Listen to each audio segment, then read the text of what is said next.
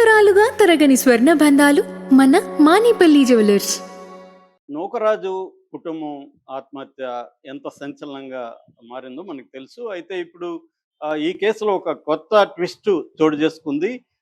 అదేంటంటే నూకరాజు అల్లుడిని కూడా ఈ షేక్ సాదిక్ అనేవాడు చంపి ఆహ్, అతని భార్యను తను లోబరుచుకున్నాడు అన్న వార్త ఇప్పుడు సంచలనంగా మారింది. అయితే ఇప్పటి వరకు కూడా సాదిక్‌ని పట్టుకోలేని పరిస్థితి అయితే కనిపిస్తుంది. అతను చాలా తెలివిగా తప్పించుకున్నట్టుగా మనకు అర్థమవుతుంది. ఇప్పుడు ఈ కేసులో కొత్తగా బయటపడిన ట్విస్ట్ ఏంటి? అల్లుడిని చంపారని ఇప్పటివరకు ఎందుకు ఎవరికీ తెలీదు. ఇప్పుడు ఎలా బయటకొచ్చింది? ప్రెజెంట్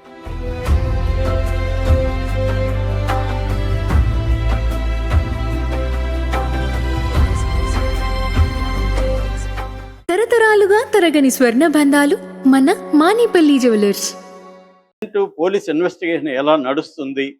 ముఖ్యంగా ఆ బతికిన బాలుడు చాలా కీలకమైన సాక్షిగా మారే అవకాశం మనకి కనిపిస్తుంది. ఈ విషయాల గురించి మనం మాట్లాడుకుందాం.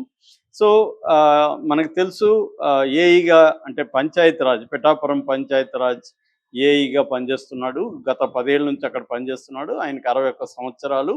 ఇంకొద్ది రోజుల్లో రిటైర్డ్ అయ్యే అవకాశం ఉంది.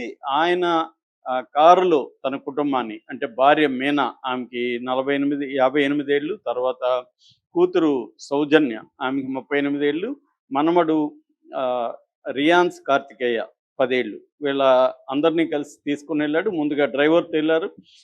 ఒక దగ్గరికి వెళ్ళినాక డ్రైవర్ని వెళ్ళిపోమన్నారు. దాని తర్వాత వీళ్ళందరూ ఒక హోటల్లో భోంచేశారు. అక్కడి నుంచి రాజమండ్రి రైల్ కమ్ రోడ్డు వంతెన మీదకి తీసుకెళ్ళి ముందుగా పెద్దవాళ్ళిద్దరు అంటే నూకరాజు, ఆయన భార్య మీనా ఇద్దరు చేతులు పట్టుకొని గోదావరిలో దూకేశారు. దాని తర్వాత సౌజన్య వాళ్ళ బాబుని గట్టిగా పట్టుకొని దూకడానికి ట్రై చేస్తే బాబు ఆమెను లాగడానికి ట్రై చేశాడు. కానీ ఆ బరువుకి ఈ బాబు వల్ల కాలేదు. సో ఇద్దరు దూకేశారు.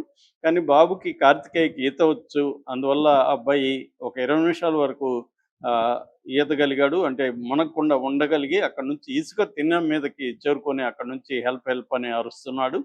ఈ లోపల ఇక్కడ ఒక వ్యక్తి ఎవరో వీళ్ళు దూకేది చూసి టూ టౌన్ పోలీసులకి ఫోన్ చేశాడు. వాళ్ళు ఇమ్మీడియట్గా అక్కడ లంక గ్రామాల్లో ఉన్న మత్స్యకారుల్ని అలర్ట్ చేశారు. వాళ్ళు ఇమ్మీడియట్గా వచ్చి అక్కడ వెతికితే ఈ అబ్బాయి దొరికాడు. వాళ్ళకి ఆ అబ్బాయిని రక్షించారు.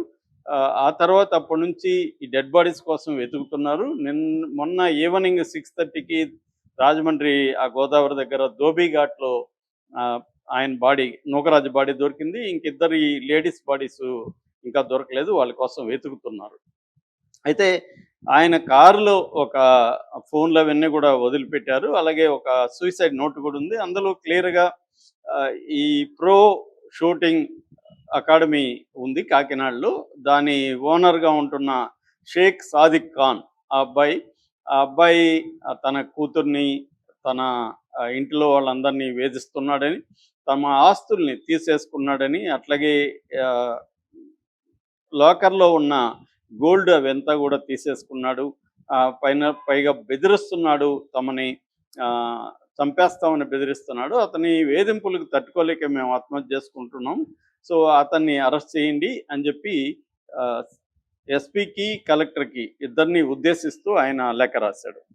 సో దాని తర్వాత కార్తిక్ మీడియాతో కూడా కార్తికేయ మీడియాతో కూడా మాట్లాడారు. ఆ తర్వాత వీళ్ళ భర్త, ఈ అమ్మాయి సౌజన్య భర్త అంటే నూకరాజు అల్లుడు, ఆ అబ్బాయి అనారోగ్యంతో, జగదీష్ రెడ్డి అబ్బాయి పేరు, అబ్బాయి అనారోగ్యంతో చనిపోయినాడు జూలై 2న అని అందరూ అనుకున్నారు. కానీ ఇప్పుడు ఆ అబ్బాయి అనారోగ్యంతో చనిపోలేదు. సాదిక్కే అబ్బాయికి విషం ఇచ్చి చంపేశాడు అని కార్తికేయ వాళ్ళ అమ్మ వాళ్ళ నాన్న, ఆయన పేరు భాస్కర్ రెడ్డి, ఆయనకి చెప్పాడు అని భాస్కర్ రెడ్డి ఇప్పుడు వెళ్ళి సర్పవరం పోలీస్ స్టేషన్లో కేసు పెట్టాడు. సో ఇది ఆ అబ్బాయి బాబుకి ఎలా తెలిసిందంటే, బాబు రెగ్యులర్గా చూస్తున్నాడు, అతను ఇంటికి రావడం, వాళ్ళ నాన్నకి ఏదో ఇంజెక్షన్ ఇవ్వడం అవన్నీ అతను చూసి ఆ తర్వాతే చనిపోయాడు. అంటే వాళ్ళ అమ్మకి ఈ బాబుకి అతను తన నాన్నని లేకపోతే నూకరాజు కొడుకుని చంపేస్తాడనే విషయం తెలుసు. ఆ తర్వాత పోలీసులు వీళ్ళ ఇంటిని చెక్ చేశారు. చెక్ చేసినప్పుడు ఆ అమ్మాయి సౌజన్య బండిలో స్కూటర్‌లో డిక్కీలో ఒక లెటర్ 3 కవర్స్ దొరికాయి. అందులో ఒక లెటర్ ఉంది. ఆ లెటర్‌లో కూడా క్లియర్‌గా ఈ సాదిక్ అనేవాడు పరమ దుర్మార్గుడు. ఆహ్, అతను నా భర్తని కూడా చంపేశాడు. నన్ను వేధిస్తున్నాడు. నన్ను తనతో ఉండమని వేధిస్తున్నాడు. అందుకే మేము ఆత్మహత్య చేసుకోవాలనుకుంటున్నామని అమ్మాయి రాసిన లెటర్ కూడా పోలీసులకి దొరికింది. సో, కానీ సాదిక్ ఏం చేస్తున్నాడంటే వాడు తెలివిగా ఈ న్యూస్ బయటికి రాగానే ఫోన్ అక్కడ పెట్టేసి వెళ్ళిపోయాడు. అంటే ఫోన్ ఉంటే ట్రేస్ చేస్తారు పోలీసులని చెప్పి అతను తెలివిగా ఫోను ఇంట్లోనే వదిలేసి వెళ్ళిపోయాడు. ట్రైన్‌లో వెళ్తూ ఎవరిదో ఫోన్ తీసుకొని తన కుటుంబ సభ్యులకి, అట్లాగే ఒక లాయర్‌కి ఫోన్ చేసినట్టుగా కూడా పోలీసుల దృష్టికైతే వచ్చింది. ఇప్పుడు అతన్ని ట్రాక్ చేసే పనిలో ఉన్నారు. ఎందుకంటే ఫోన్ లేనప్పుడు ట్రాక్ చేయడం పోలీసులకు కొంత ఇబ్బందికరంగానే ఉంటది. ఆ విషయం తెలిసే సాదిక్ ఎస్కేప్ అయ్యాడని చెప్తున్నారు. అసలు నిన్న కూడా నేను చెప్పాను. అసలు ఎవరో ఒక వ్యక్తి అతను ఎంత బలవంతుడనేది పక్కన పెడితే, ఒక కుటుంబాన్ని వీళ్ళు కూడా మామూలోళ్ళు గాదు. ఈయన ఏఈగా ఉంటున్నాడు. వాళ్ళకి యూనియన్స్ ఉంటాయి. పోలీసులకి ఫోన్ జేయొచ్చు. ఇవాళ మీడియా ఎంత పవర్‌ఫుల్‌గా ఉందో తెలుసు. ఏ యూట్యూబ్ ఛానెల్‌కి జెప్పినా ఈ న్యూస్ బ్రేకింగ్ అయిపోతుంది. ఇవన్నీ ఎందుకు చేయకుండా డైరెక్ట్‌గా ఆత్మహత్య చేసుకున్నారు అన్న అనుమానాలైతే అందరికొస్తున్నాయి. సో, ఇప్పటివరకు అందుతున్న సమాచారం మేరకు ఏందంటే, ఈ బాబు ఎవరైతే ఉన్నారో కార్తికేయకి షూటింగ్ నేర్పించడం కోసం వాళ్ళ అమ్మ సౌజన్య ఈ ఇన్‌స్టిట్యూట్‌కి తీసుకెళ్ళింది. అక్కడ ఈ అబ్బాయి ఈ సాదిక్ ఆమెను ట్రాప్ చేశాడు. ట్రాప్ చేసి తన కంట్రోల్‌లోకి తీసుకున్నాడు. దాని తర్వాత వాళ్ళ హస్బెండ్‌ని చంపాడు. దాని తర్వాత కొన్ని పర్సనల్ వీడియోలు, ఫోటోలు తీశాడు. అవి పెట్టుకొని బ్లాక్‌మెయిల్ చేస్తున్నాడు. ఇది ఇప్పటి వరకు. అందుకనే వీళ్ళేందంటే ఇవన్నీ బయటికొస్తే మన పరువు పోతుంది.